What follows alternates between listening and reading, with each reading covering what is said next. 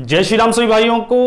तो अभी तक हमने बात करी कैसे मलखान वीरगति को प्राप्त हो गए और ऊदल को कैसे पता चली और कैसे सिरसागढ़ में माता बिरमा से आज्ञा लेकर ऊदल पहुंचते हैं लाखन ढेवा के साथ सन्यासी वेश में महोबा।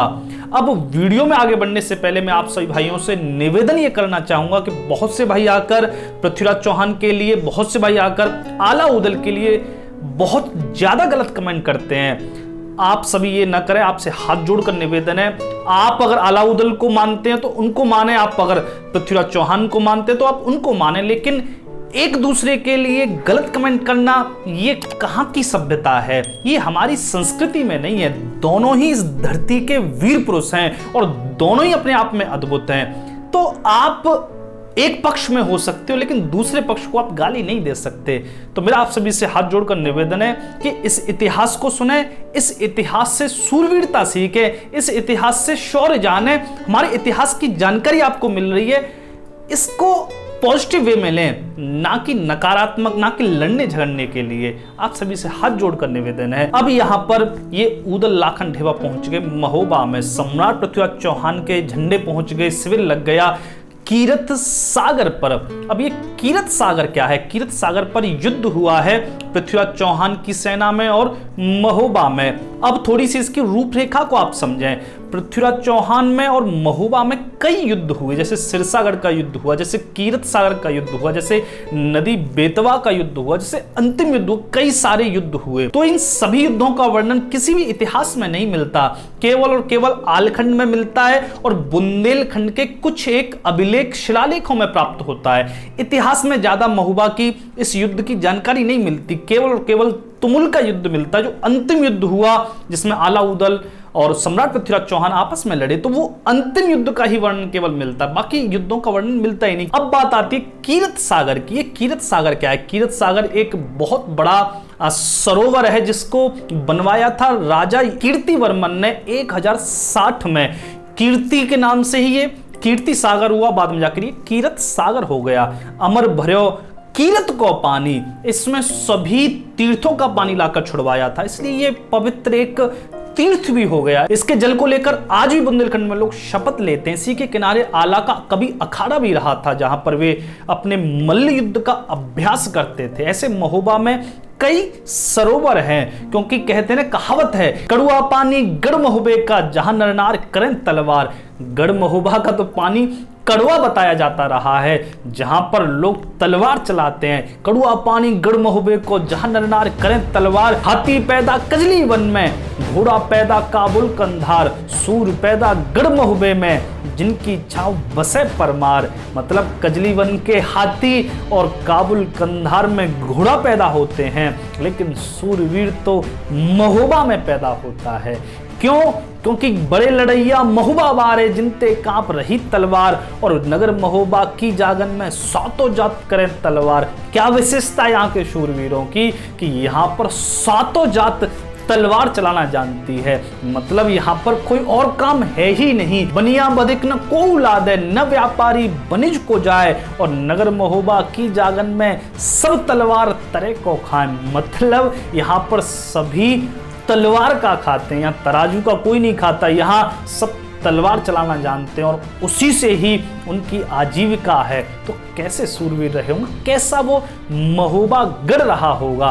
और इसको विशेष बनाया था आला ऊदल मलखान सुल्तान ने, जिन्होंने सातों जातों को तलवार चलाना सिखा दिया, सातों जातों को अपने हक के लिए, अपने अधिकार के लिए, अपनी मिट्टी के लिए जूझना सिखा दिया। कैसे अद्भुत वो शूरवीर, कैसा अद्भुत वो गढ़ महोबा रहा होगा। यहाँ पर सम्राट पृथ्वीराज चौहान का शिविर लग गया कीरत सागर पर, क्योंकि जल के पास ही आप अपना सैन्य शिविर लगा सकते हो।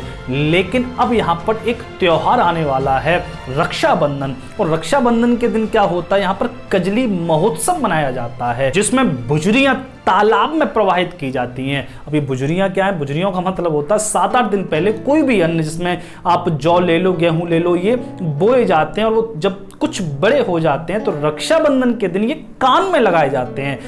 बहनें अपने भाई के कान में लगाती हैं और बाद में जाकर कोई भी जो गांव का तालाब, सरोवर जो भी होता है उसमें जाकर ये प्रवाहित किए जाते हैं, बड़ा ही उत्सव मनाया जाता है। हमारे यहाँ भी गांव-गांव ये उत्सव होता रहा है रक्षाबंधन के दिन। लेकिन महोबा में ये उत्सव होता था कीरत सागर पर। वहां पर जाकर जो भी बहनें होती थी वो अपनी भुजरियां उस सागर में सिराती थीं। लेकिन वहां पर तो चौहान सेना का शिविर लग चुका है, अब कैसे कीरत सागर में जाकर वो अपनी भुजरियां प्रवाहित कर सकते हैं, ये चिंता हो गई महोबा में। क्योंकि सैकड़ों सालों से चली आ रही परंपरा के साथ सवाल था इज्जत का। अगर महोबा का कीरत सागर पर यह कजली महोत्सव नहीं हुआ तो महोबा की शान कम हो जाएगी।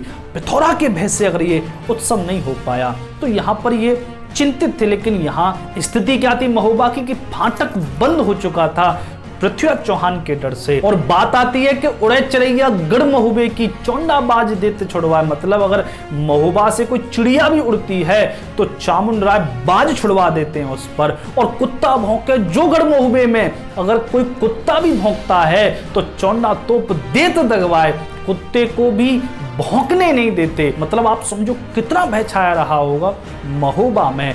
ऐसे ही माहौल में प्रवेश करते हैं ये ऊदल, ढेवा और लाखन तीनों सन्यासी वेश में। लेकिन जाकर देखा कि पूरा नगर ऐसे हो चुका था जैसे मातम छाया हो। जहां भी देखते हैं वहीं पर सन्नाटा छाया हुआ है। जिस महोबा में कभी उत्सवों की रौनक रहा करती थी, आज उसी महोबा में शमशान जैसी खामोशी है। ये देखकर ऊदल का हृदय विदीर्ण हो रहा है। आज क्या हो गया है? आज महोबा पर विपदा है, घर घर रही उदासी छाए। झूले हिंडोला या को ऊना, ना को गावे मेघ मल्हार। आज महोबा लंका है गो, शंका घूम रही हर द्वार। बंका नाहर सिरसा वाला, जबते गया बीर मलखान। ऊदल विचार कर रहे हैं कैसा मातम है। कोई भी सावन में यहाँ पर झूले नहीं पड़े हुए, कोई मेघ मल्हार नहीं गा रहा। यहाँ पर एक मलखान के बिना ये महोबा मानो लुटी हुई लंका हो चुका है। ऐसा जब देखते देखते ऊदल और ढेवा लाखन के साथ पहुंचते हैं गढ़ के द्वार पर। द्वारपालों ने परिचय पूछा, ये महात्मा वेश में थे।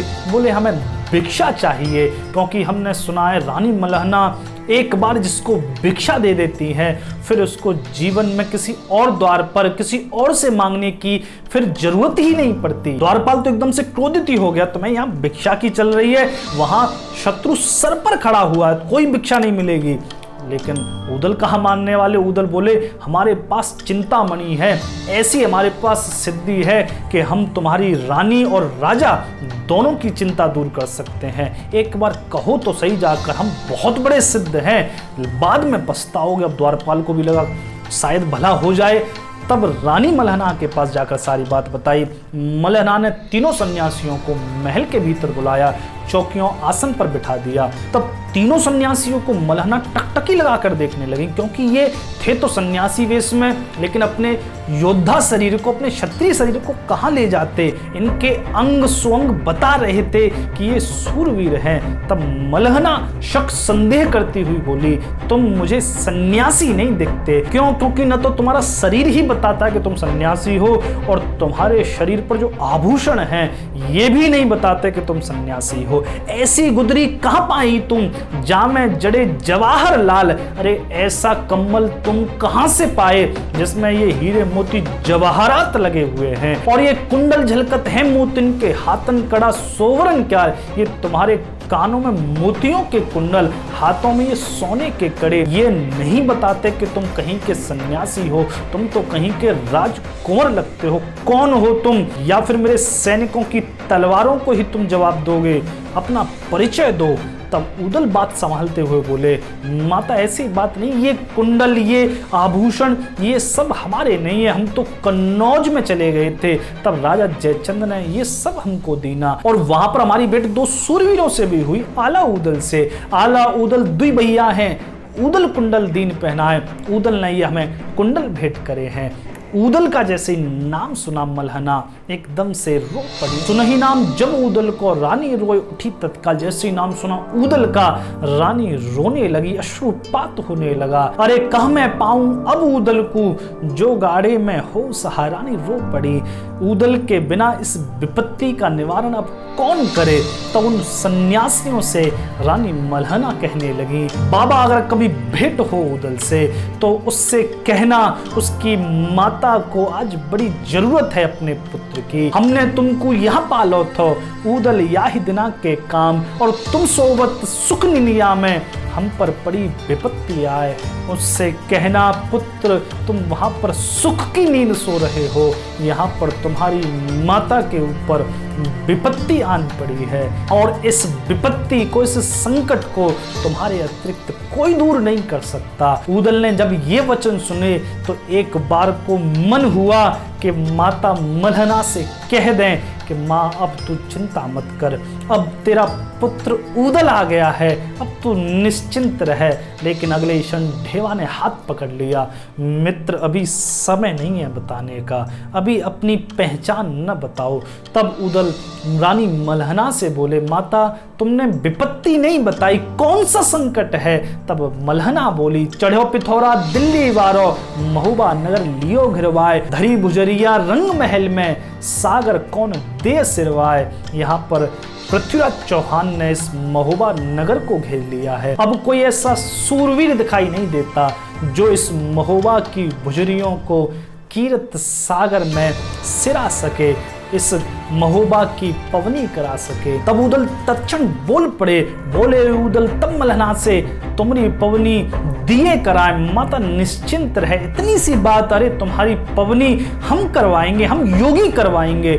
माता मल्हना देख रही है तुम तीन तो योगी हो, वहां पर विशाल लाखों की संख्या में पिथौरा की सेना है, कैसे पवनी करवाओगे। और न कोई तुम योद्धा हो, रण में लड़ना क्या जानो तुम, कैसे पवनी दिए कराए। और कौन दूसरा है ऊदल बिन जो पृथ्वी से मार है रार, तुम कैसे करा सकते हो। केवल ऊदल ही है जो पिथौरा से रार ले सकता है। तब लाखन बोल पड़े, माता तुम निश्चिंत रहो, हम तीन योगी नहीं है, हमारे साथ 30,000 योगियों की सेना है, तुम निश्चिंत रहो। जब वे योगी पिथौरा की सेना पर टूटेंगे तब पिथौरा की सेना को दिल्ली तक भी विश्राम नहीं मिलेगा। दिल्ली ताल दे करवाएं, तब हम दिल्ली में ताल बनाकर वहां पर बुजुर्गों को सिराएंगे। जब ऐसा लाखन ने कहा तब मल्हना बोली, बात तो बहुत बड़ी कर रही है बाबा जी, लेकिन कोई दम है कि नहीं है। तब यहाँ पर राजकुमारी चंद्रावल आ गई, तब योगियों से बोली, हमें बाबा आप पर ऐसे विश्वास नहीं हो सकता, आप गंगा जल लेकर सौगंध खाओ कि आप हमारी पवनी कराने आओगे। तब ऊदल अंजलि में गंगा जल लेकर शपथ लेते हैं, बहन मैं सौगंध खाता हूँ, या तो तुम्हारी पवनी कीरत सागर के जल में होगी या फिर मैं चौहान सेना के रक्त से ही एक और सागर बना दूंगा। जब ऐसी सौगंध लीनी तब विश्वास हुआ। तब ये तीनों सन्यासी चले गए। यहाँ पर 9 दिन व्यतीत हुए, अगले दिन का पर्व है, लेकिन मल्हना को कहीं भी योगी दिखाई नहीं दे रहे, न उनकी सेना आती दिखाई दे रही है। अपने सप्तखंड महल के ऊपर खड़ी होकर रानी मल्हना बाट देख रही हैं, प्रतीक्षा कर रही हैं, लेकिन कहीं भी योगी आते नहीं दिखाई दे रहे। तब प्रतीक्षा करते करते मल्हना का भी हृदय भर आया, क्या योगी हमारी सहायता के लिए नहीं आएंगे या योगी हमें धोखा दे गए। आज अगर आला ऊदल होते तो ऐसे मुझे किसी और की प्रतीक्षा नहीं करनी पड़ती। अरे आला ऊदल तो छोड़ो, केवल मेरा वीर मलखान ही होता तो ऐसा दिन न देखना पड़ता। इकले मलखे नाहर बिन यह दुख परा जान पर आए। जब ऐसा सोच कर रही है मल्हना, तभी वहां पर अपनी कमर में तलवार बांधे, छाती पर बख्तरबंद पहने माहिल मामा के पुत्र अबही प्रस्तुत होते हैं। बुआ कैसी चिंता करती हो, क्यों बाट जो होती हो। अरे सन्यासी कौन सा युद्ध करेंगे हमारे लिए, आप निश्चिंत रहो, आपकी पवनी अब मैं करवाऊंगा। अबही बोले तब मल्हना से, तुम्हारी पवनी दे करवाए, अब आप निश्चिंत हो जाओ।